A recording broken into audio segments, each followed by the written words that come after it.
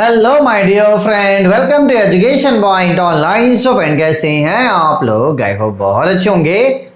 मेरे प्यारे बच्चों, आज हम लोग बात करने वाले हैं सिविल इंजीनियरिंग के सिलेबस के बारे में फॉर AKTU यूनिवर्सिटी यूपी। ऐसा मेरा प्यारा बच्चा जो अपना बीटेक AKTU से एफिलिएटेड किसी कॉलेज से कर रहा है और जिसका ब्रांच सिविल है, तो सिविल ब्रांच के बच्चों को थर्ड सेमेस्टर में कौन कौन सा सब्जेक्ट पढ़ना पड़ता है और कौन सा सब्जेक्ट ऐसा है बेटा, इस वीडियो में मैं गाइड करूंगा ताकि आपको दिक्कत ना हो। कभी कभी क्या होता है, कुछ टफ सब्जेक्ट होते हैं और बच्चे उसे इजी मान लेते हैं और इजी को टफ मान लेते हो। तो देखो बेटा, यहां पर कंफ्यूज नहीं हो सकते। अभी अगर देखा जाए ना, तो आपकी इंजीनियरिंग स्टार्ट हुई है। क्यों? क्योंकि फर्स्ट ईयर में तो कॉमन पढ़ाई पढ़ रहे थे ना। आप फिजिक्स पढ़ रहे थे, केमिस्ट्री पढ़ रहे थे, BEE पढ़ रहे थे, जो आपकी काम की चीजें नहीं थी। अब आप आ चुके हो थर्ड सेमेस्टर में। अब आप जो पढ़ोगे ना बेटा, वो पूरा आपके क्या होगा बेटा, ब्रांच से रिलेटेड होगा।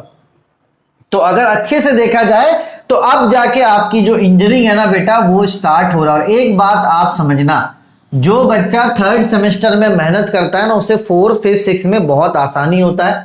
और अगर आप थर्ड में फांकी मारोगे ना, तो बहुत दिक्कत होगा।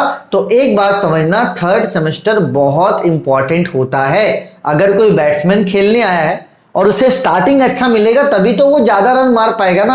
अगर आप स्टार्टिंग में ही कोई बैट्समैन आउट हो गया तो वो आगे नहीं जा पाएगा। तो एक बात समझना, अगर आपका थर्ड सेमेस्टर अच्छा हो गया तो एकदम कंफर्म रहो कि आपकी पूरी इंजीनियरिंग बहुत अच्छी होगी। ठीक है, चलिए बेटा, तो अच्छे मन से अपन स्टार्ट करेंगे सेकेंड ईयर को। कि फोड़ना है भैया, नॉलेज गेन करना, क्योंकि अब हमारे ब्रांच का ही सब्जेक्ट अपन को पढ़ना है। ठीक है, चलिए आते हैं आपके सिलेबस में। देखो भैया, सबसे पहला जो आपका सब्जेक्ट है वो है इंजीनियरिंग साइंस कोर्स / मैथमेटिक्स 3। तो मानकर चलो 99% चांस है कि आप पढ़ोगे मैथमेटिक्स 3। अब एक बात समझना बेटा, कि सिविल इंजीनियरिंग का जो मैथमेटिक्स 3 है ना, उसका सिलेबस बहुत ज्यादा है। उसका जो आपका सिलेबस है ना बेटा, जो सिलेबस आप पढ़ोगे वो क्या है, बहुत ज्यादा। मैं आपको बता दूं, क्योंकि मानकर चलो बहुत सारे चैप्टर्स आपको पढ़ने हैं। लैप्लास है, जेड है, बहुत सारी चीजें, सेट थ्योरी है, प्रोपोर्शनल लॉजिक है। तो यहां पर आपको बहुत सारी चीजें पढ़नी है बेटा। तो एक बात मैं आपको बोलूंगा कि मैथमेटिक्स 3 को हल्के में मत लेना, क्योंकि इसका सिलेबस बहुत बड़ा है। तो मैथमेटिक्स 3 का अपन क्लास करवा रहे हैं। मैं इस वीडियो के बाद आपको बोलूंगा, लिंक डिस्क्रिप्शन पे है, आप जाइए। मैथमेटिक्स 3 का जो सिलेबस है, मैंने वहां पे डिटेल में बताया कि क्या है क्या नहीं है, कैसे पढ़ना है, क्या कोर्स है, वहां पूरा डिटेलिंग आपको मिल जाएगा। तो मैथमेटिक्स 3 आपका सबसे पहला मेन सब्जेक्ट होगा जो मैं कवर करवा रहा हूं। मैथमेटिक्स 3 का सिलेबस के लिए आप जाइए, मैथमेटिक्स 3 का लिंक है डिस्क्रिप्शन पे, चेकआउट कीजिए, अपने सिलेबस को जानिए कि आपका सिलेबस क्या है। भिड़ना तो है ना, लड़ना है। तो भिड़ने से पहले अपन को ये तो देखना पड़ेगा ना कि भिड़ना किससे है। तो भैया मैथमेटिक्स 3 का सिलेबस बहुत ज्यादा है। ठीक है, चलिए, लिंक डिस्क्रिप्शन पे मैंने आपको बता दिया। अब आते हैं दूसरे सब्जेक्ट में, वो है टेक्निकल कम्युनिकेशन या तो यूनिवर्सल ह्यूमन वैल्यू। भैया अगर आपको इसको एग्जाम से 7 दिन पहले भी पढ़ते हो, ये सब्जेक्ट आप कर लोगे। तो फिलहाल फोकस इस वाले सब्जेक्ट से हटा दो, नो इशू, इस वाले सब्जेक्ट को हटा दो। पहला टारगेट है हमारा मैथमेटिक्स 3। पहला टारगेट कौन है? पहला टारगेट है हमारा M3। ठीक है बेटा, चलिए, एक सप्ताह पहले पढ़ना हो जाएगा, मत टेंशन लो। मान लो कि वो सब्जेक्ट है ही नहीं, एग्जाम के टाइम पे पढ़ना, पास हो जाओगे। ठीक है बेटा, चलिए अब आते हैं इंजीनियरिंग मैकेनिक्स में। देखो बेटा, एक बात आप समझना, इंजीनियरिंग मैकेनिक्स एक बेसिक सब्जेक्ट है आपके स्ट्रक्चर का। सिविल का एक पार्ट होता है स्ट्रक्चर, जिसका बेसिक स्टार्ट होता है मैकेनिक्स से। आप पहले मैकेनिक्स पढ़ोगे, उसके बाद आप पढ़ोगे strength of material. Strength of material पढ़ने के बाद आप पढ़ोगे थ्योरी ऑफ स्ट्रक्चर। कभी कभी थ्योरी ऑफ स्ट्रक्चर के 2 पार्ट होते हैं, 1 और 2। और थ्योरी ऑफ स्ट्रक्चर पढ़ने के बाद आप पढ़ोगे RCC। इसके भी कभी कभी 2 पार्ट होते हैं, 1 और आपका 2। ठीक है, और RCC पढ़ने के बाद फिर आप पढ़ोगे स्टील। इसके भी कभी कभी 2 पार्ट होते हैं, 1 और 2। कभी कभी 1 पार्ट भी होता है, कभी कभी 2 पार्ट होते हैं। ठीक है बेटा, तो ये एक सब्जेक्ट का सीक्वेंस है। तो अगर आप अच्छे से पढ़ोगे, देखो मैकेनिक्स का क्लास मैंने स्टार्ट कर दिया। मेरा प्लान अब ये है कि स्ट्रक्चर में बच्चों को दिक्कत होने नहीं देना है। स्ट्रक्चर में बच्चों को दिक्कत होने नहीं देना है। तो आप सबसे पहले मैकेनिक्स पढ़ोगे, आफ्टर मैकेनिक्स आप पढ़ोगे सोम के बाद आप पढ़ोगे टॉस, टॉस के बाद आप पढ़ोगे आरसीसी, आरसीसी के बाद आप पढ़ोगे स्टील। और अगर आप किसी चीज को सीक्वेंस में और बहुत अच्छे से पढ़ते हो ना बेटा, आपको बहुत ज्यादा मजा आ जाएगा। ये बात आप समझ लो कि आपको बहुत ही ज्यादा मजा आने वाला है, ठीक है। सॉरी फॉर दैट, ठीक है। चलिए, तो भैया मैकेनिक्स का क्लास में करवा रहा हूं, ये दूसरी जिम्मेदारी मैं ले रहा हूं। लिंक डिस्क्रिप्शन पे है, जाइए मैकेनिक्स के सिलेबस को समझिए। जो डेमो लेक्चर्स में प्रोवाइड कर रहा हूं उसको आप अटेंड कीजिए, क्योंकि बच्चे परेशान होते थे यार कि सर मैकेनिक्स करवा दो। देखो मैथ्स तो मैं शुरू से करवा रहा हूं, मैथ्स में बच्चों को कभी दिक्कत नहीं हुआ, लेकिन मैथ्स के अलावा भी बच्चे परेशान रह रहे थे, सर ये करवा दो, सर दिक्कत हो रहा। तो यार दिक्कत को समझते हुए मैंने बोला कि नहीं, मैकेनिक्स का क्लास में लॉन्च करूंगा आप लोगों के लिए, ठीक है बेटा। चलिए, उसके बाद आते हैं सर्वेइंग में।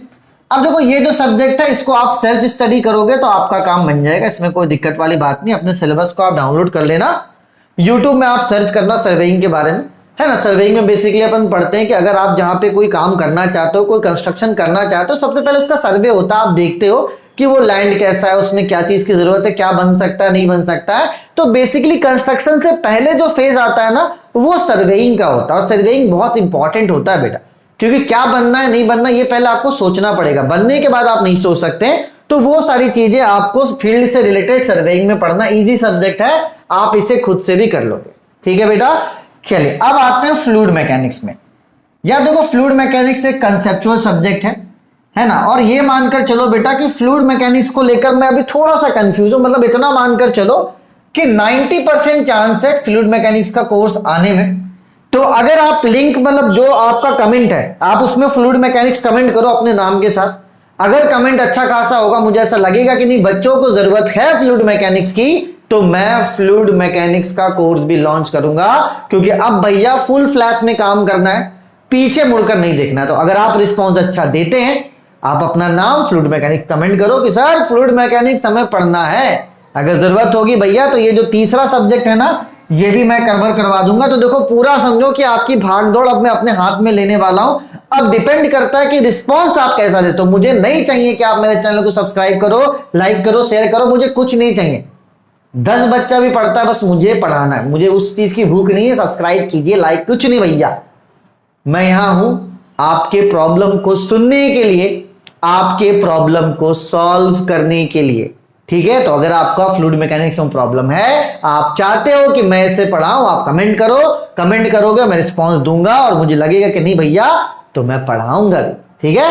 चलिए बेटा, इसके बाद एक बिल्डिंग प्लानिंग एंड डिजाइन है, ये लैब है, इसको आप लोग अच्छे से पढ़ना, है ना। घर बनेगा, कितने कमरे वगैरह निकलेंगे, ये सारी चीजें आपको इसमें पढ़नी पड़ती है। तो बेसिकली आपके 3 मेन सब्जेक्ट होंगे, एक आपका M3 है, ठीक, दूसरा आपका मैकेनिक्स है, और तीसरा आपका फ्लूइड मैकेनिक्स, जिसको अपन FM बोलते हैं। इसका क्लास मिल जाएगा, इसका क्लास मैंने सोच लिया स्टार्ट करना, ये स्टार्ट हो चुका है। बचा फ्लूइड मैकेनिक्स का, तो ये डिपेंड करता है आपके रिस्पॉन्स पे कि रिस्पॉन्स आप कैसा देते हो। चलिए भैया, जो सिलेबस के लिए है वो सिलेबस को थोड़ा गौर से देखें। This is the syllabus of engineering mechanics, link description पे है, आप जाके चेकआउट कर सकते हो, ठीक है। 5 यूनिट आपको यहां पर पूरा पढ़ना है ना। This is the syllabus of surveying, ठीक है,